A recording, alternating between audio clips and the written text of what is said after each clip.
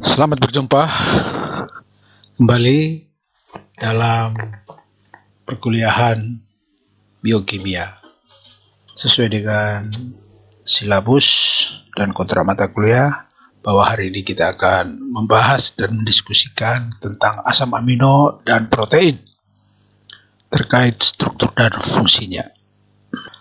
Protein, asam amino, peptida, dan proteinimik. Itu yang menjadi pokok bahasan kita.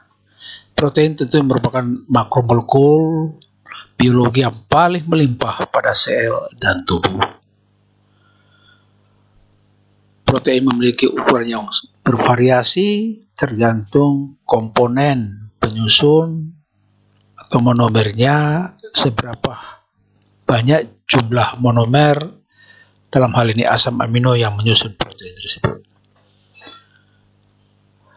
Protein memiliki fungsi biologis yang sangat vital dan bervariasi di dalam tubuh. Salah satunya yang paling kita adalah fungsi sebagai katalisator. Seperti saya katakan tadi, bahwa protein disusun oleh unit-unit penyusun yang disebut monomer, di mana unit penyusun daripada asam protein adalah asam amino. Di dalam tubuh terdapat 20 macam asam amino esensial yang menyusun protein. Masing-masing monomer dihubungkan oleh ikatan peptida. Artinya setiap asam amino yang satu dan lainnya yang membentuk rantai peptida dihubungkan oleh ikatan peptida. Protein sebagai biomolekul juga disintesis dari monomer yang disebutkan tadi, yaitu asam-asam amino. Nah, sintesis protein di dalam sel terjadi dalam dua tahap utama, yaitu transkripsi dan translasi, di mana keduanya sering disebut sebagai ekspresi gen. Sebagai biomolekul penting di dalam tubuh, protein seluler menjadi suatu perhatian dalam kajian fungsi, struktur, kaitannya dengan aktivitas tubuh. Kajian protein seluler disebut sebagai proteinimik. Tujuan dari kajian proteinimik adalah: satu, mengklasifikasikan dan mengkarakterisasi seluruh protein yang disandi oleh DNA. Kedua, mengkaji mekanisme pengaturan ekspresi gen. Ketiga, menentukan struktur setiap protein. Keempat, mempelajari interaksi protein dengan biomolekul lainnya. Asam amino sebagai unit penyusun protein memiliki struktur dan sifat. Setiap asam amino memiliki gugus amin, gugur karboksilat, gugus alkil, dan atom hidrogen. Gugus alkil merupakan gugus yang menentukan sifat suatu asam amino. Asam amino berbentuk dipolar atau deuterion pada pH 7. Artinya merupakan suatu senyawa yang memiliki dua kutub berbeda, kutub negatif maupun kutub positif. Oleh karena itu sering juga disebut dengan dipolar atau bipolar. Konsekuensi dari sifat ini tentunya di mana yang bermuatan negatif ini akan bisa berasosiasi atau berinteraksi dengan kation. Sebaliknya, gugus amin yang bermuatan positif akan dapat berinteraksi dengan ion yang bermuatan negatif atau anion. Kedua puluh asam amino atau asam amino alfa amino acid, ya, memiliki gugus alkil yang terikat pada atom alfa karbon. Ini atom karbon alfa, di mana gugus alkil terikat. Ini adalah gugus alkil. Kemudian demikian juga gugus amin terikat pada atom karbon alfa, demikian juga hidrogen. Nah, tentunya pada atom C, alfa, beta, theta, dan seterusnya sampai epsilon. Nah, klasifikasi asam amino berdasarkan sifat gugus alkil, maka asam amino diklasifikasikan atau dikelompokkan menjadi 3, yaitu asam amino nonpolar, asam amino polar bersifat netral, dan asam amino polar bersifat non-netral atau bermuatan. Asam amino nonpolar artinya tidak memiliki kutub, di mana gugus alkil, gugus R merupakan gugus alifatik atau gugus aromatik. Bersifat hidrofobik. Contoh asam amino yang masuk dalam golongan asam amino nonpolar adalah glisin, alanin, valin, leusin, isoleusin, prolin, fenilalanin, metionin, triptofan. Sementara asam amino polar yang bersifat netral, di mana gugus alkil merupakan gugus yang mengandung heteroatom, yaitu nitrogen, oksigen, atau sulfur dengan pasangan elektron yang tersedia bagi pembentukan hidrogen dengan air. Gugus alkil berupa hidroksil, gugus superhidril, gugus amin. Contoh asam amino yang masuk dalam kelompok asam amino polar yang bersifat netral adalah serin, treonin, sistein, tirosin, asparagin, dan glutamin. Berikutnya asam amino polar yang bermuatan, di mana gugus alkil, gugus fungsi yang membentuk asam amino yaitu COOH atau membentuk basa NH2 atau gugus amin. Contoh aspartat, glutamat, lisin, arginin, dan histidin. Nah, klasifikasi asam amino, contoh asam amino nonpolar seperti dikatakan tadi adalah glisin. Jadi glisin kita lihat, alanin, jadi ini merupakan alkil yang tidak bermuatan. Prolin ini memiliki sinsin siklik tertutup.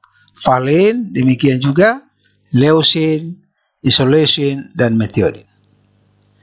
Sedangkan gugus asam amino nonpolar yang memiliki gugus aromatik atau cincin bensin yaitu fenilalanin, ini triosin, dan triptofan. Baik yang alifatik yang rantai lurus maupun berbentuk cincin, ini merupakan contoh-contoh asam amino nonpolar, tidak berkutub. Asam amino polar yang netral, di mana contohnya serin, ini serin, jadi memiliki rantai karbon yang berairan dengan gugus hidroksil. Di sini CH2OH, di sini C2H4OH, CH2SH, ini superhidril yang ditemukan pada sistein.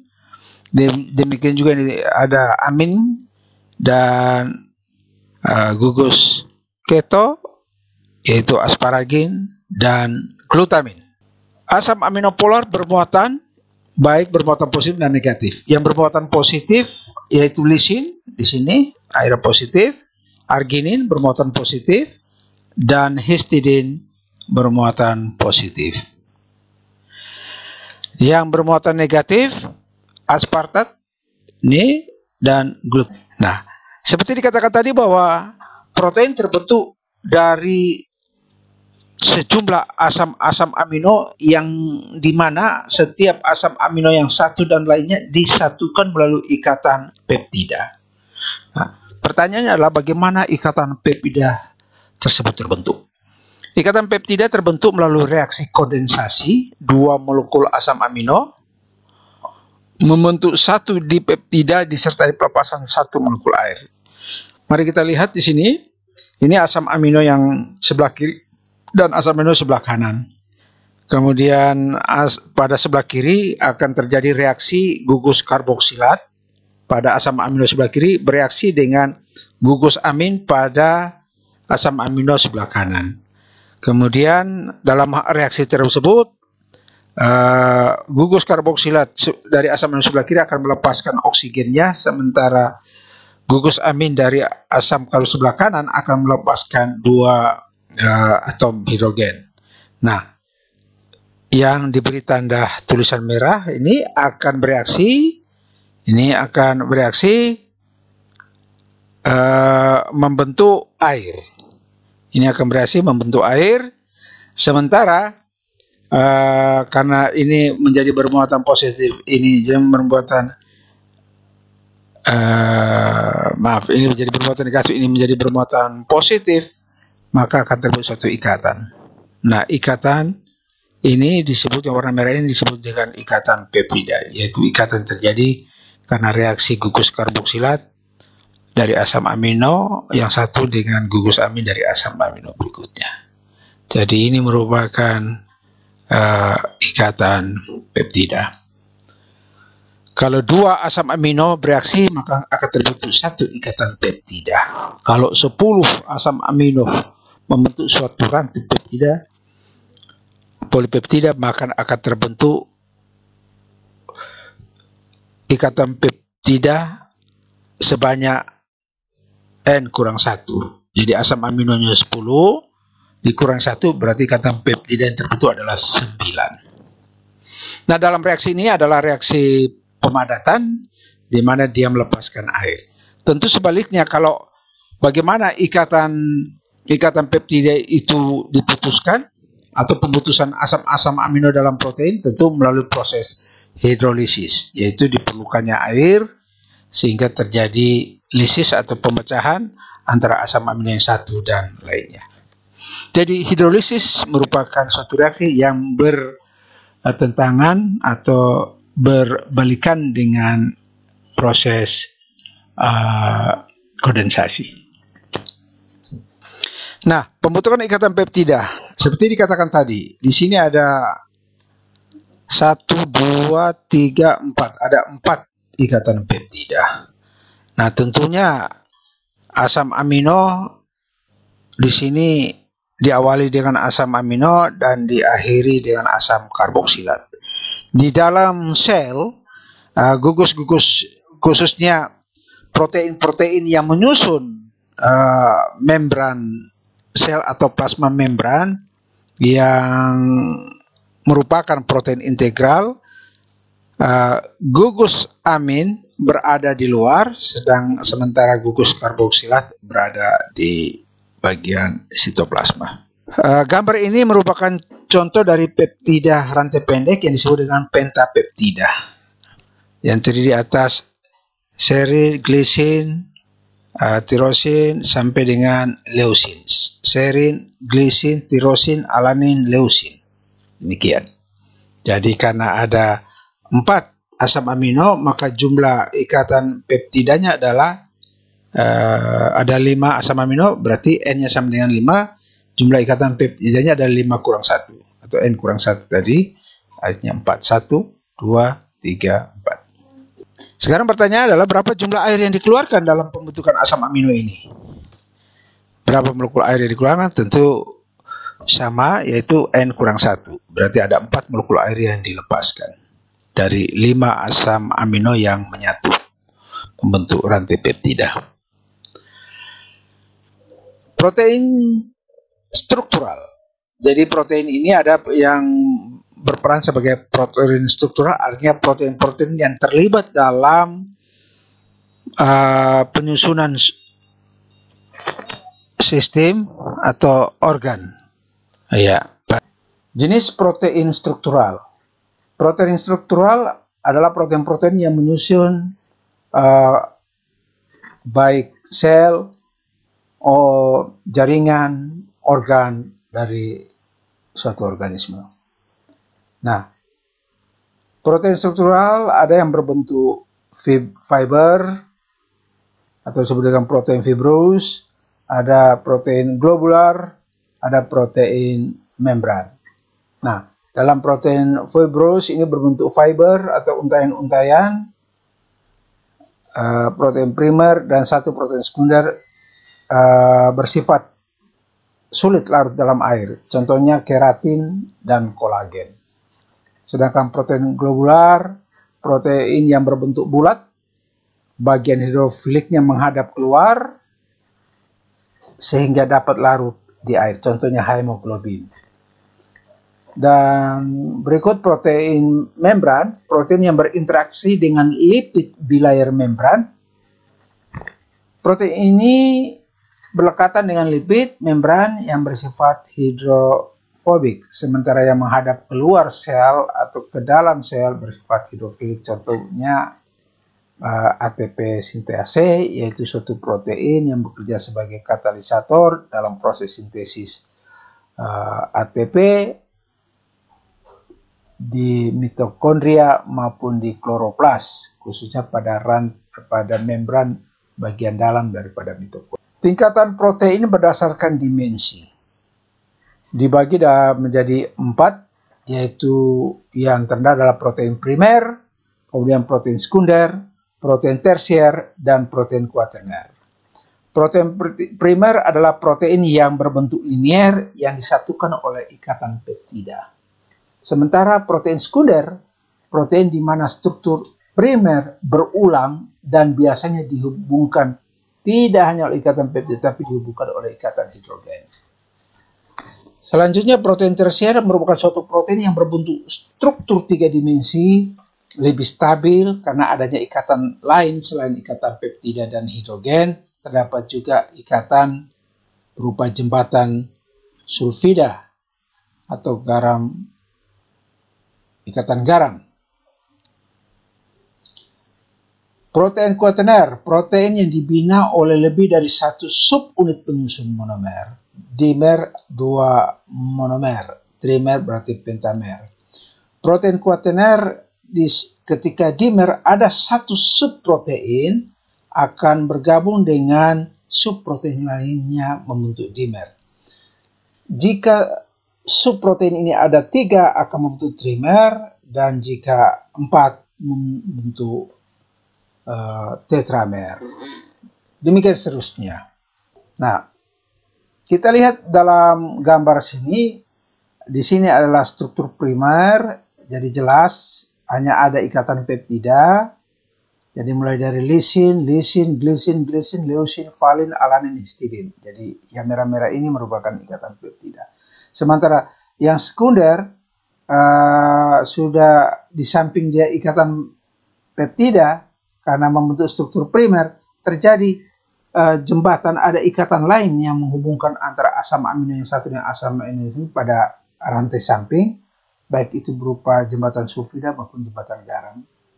Ini disebut dengan struktur sekunder. Sedangkan tersier terjadi pelipatan balik. Kita lihat dari pelipatan membentuk struktur tersier. Sementara kalau struktur kuaterner ini satu subunit tersendiri akan bereaksi. Di sini ada warna kuning, dianggap sebagai suatu subprotein A, sedangkan yang merah ini merupakan suatu struktur protein B. Kemudian ini menyatu membentuk suatu struktur kuaterner dimer. Jadi demikian mengenai tingkatan daripada protein. Nah, kita diperjelas lagi dengan slide berikut, di mana kita melihat bahwa antara sistein terjadi ikatan, tentu ini akan membentuk suatu struktur sekunder. Demikian juga antara sistein dari rantai beta berikatan dengan sistein dari rantai alfa membentuk jembatan sulfida. Ini membentuk ikatan primer struktur atau struktur primer dari bovin insulin. Sementara ini sendiri akan membentuk ikatan. Protein juga dapat diklasifikasi berdasarkan monomernya. Protein sederhana adalah protein jika dihidrolisis akan menghasilkan unit penyusun hanya berupa asam-asam amino. Contohnya albumin, globulin, glutelin, prolamin, skleroprotein. Ini contoh-contoh merupakan protein sederhana di mana unit penyusunnya hanya asam-asam amino. Sementara protein terkonjugasi merupakan protein yang tersusun tidak hanya oleh asam amino tapi juga oleh komponen non asam amino yang disebut dengan gugus protestik. Contohnya nukleoprotein berarti gabungan antara protein dan asam nukleat. Contohnya nukleohiston atau nukleoproteimin. Kemudian glikoprotein berarti protein dengan karbohidrat, contohnya musin dalam saliva, ovamukoid dalam putih telur. Selanjutnya lipoprotein, yaitu protein berinteraksi dengan lipid, contohnya asam lemak dan kolesterol. Lipoprotein alfa dan beta darah. Berikutnya flavoprotein, yaitu protein dengan riboflavin. Metaloprotein adalah protein dan ion logam. Contohnya ceruloplasmin. Kemudian fosfoprotein, yaitu protein dengan gugus fosfor, contohnya kasein dalam susu, vitelin dalam kuning telur.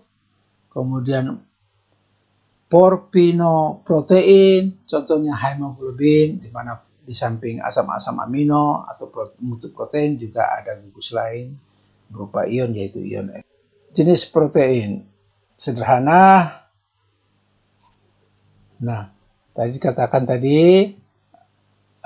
diperjelas dengan slide berikut, di mana protein ada protein sederhana atau protein terkonjugasi atau protein majemuk.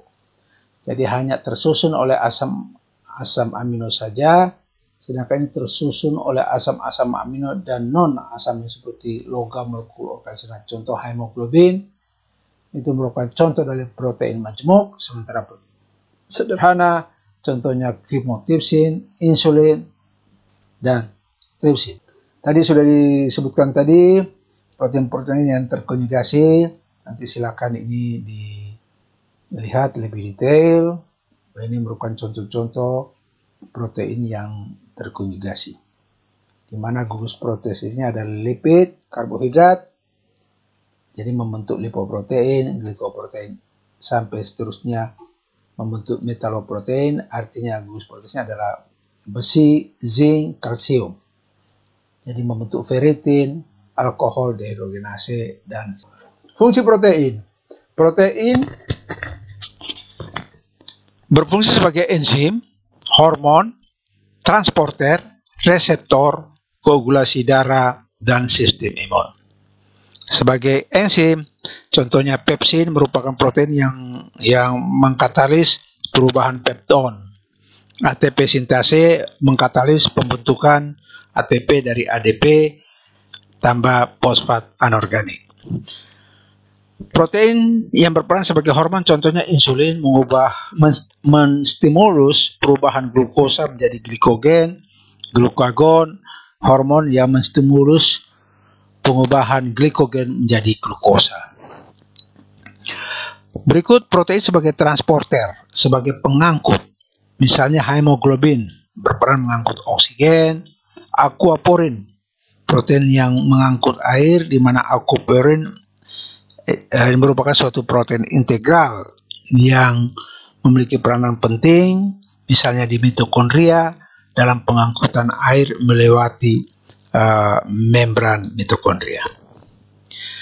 Berikut sebagai reseptor. Reseptor tentu adalah protein-protein yang berperan menerima sinyal dari luar, kemudian sinyal akan diterjemahkan secara berentetan, berurutan, dan teratur sehingga menstimulasi ekspresi suatu gen. Reseptor di sini bisa berupa glikoprotein, yaitu protein yang berasosiasi dengan oligosakarida, jadi yang berperan sebagai reseptor. Umumnya glikoprotein ini yang berperan sebagai reseptor dia banyak berperan di permukaan membran yang menghadap keluar sel. Kemudian protein yang berperan sebagai koagulasi darah, yaitu dalam kaitannya proses pembekuan darah, contohnya fibrinogen. Jadi dalam mekanisme pembekuan darah, fibrinogen ini penting sekali terkait dengan mencegah terjadinya pendarahan. Berikut fungsi protein dalam sistem imun. Kita ketahui bahwa seluruh antibodi di dalam tubuh ini memiliki struktur berupa protein. Ketika antigen datang atau masuk ke dalam tubuh, maka tubuh akan merespon menghasilkan suatu protein yang terkait dalam sistem imun yang kita kenal dengan antibodi. Penyakit yang terkait metabolisme protein sudah sering kita ketahui, yaitu marasmus, kwashiorkor, phenylketonuria, dan alkaptonuria. Tentu marasmus adalah defisi protein baik secara kuantitatif maupun kualitatif pada masa balita di bawah 1 tahun. Sementara kwashiorkor defisisi protein baik secara kuantitatif maupun kualitatif pada masa balita umur antara 1 sampai 4 tahun. Phenylketonuria adalah gangguan dalam metabolisme fenilalanin yang merupakan prekursor biosintesis tirosin akibat kerusakan enzim fenilalanin hidroksilase sehingga biosintesis tirosin terhambat. Alkaptonuria yaitu gangguan produksi enzim homogenetisase oksidase yang mengakibatkan terjadinya penghambatan oksidasi homogenetisase yang dibentuk selama katabolisme fenilalanin. Homogenetisase dikeluarkan ke dalam urin. Uji protein. Jadi protein di dalam suatu jaringan dapat diuji dengan berbagai metode, yaitu uji TCA.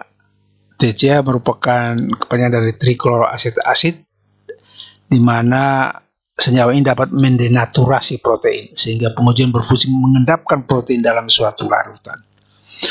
Pretisipasi yaitu uji pengendapan dilakukan dengan menggunakan sejumlah garam seperti NaCl, amonium sulfat, ataupun dengan pelarut organik seperti aseton dan alkohol, atau dengan logam berat seperti tembaga, cupro, dan air raksa, atau dengan asam yaitu trichloroacetic acid, asam klorida, dan asam asetat.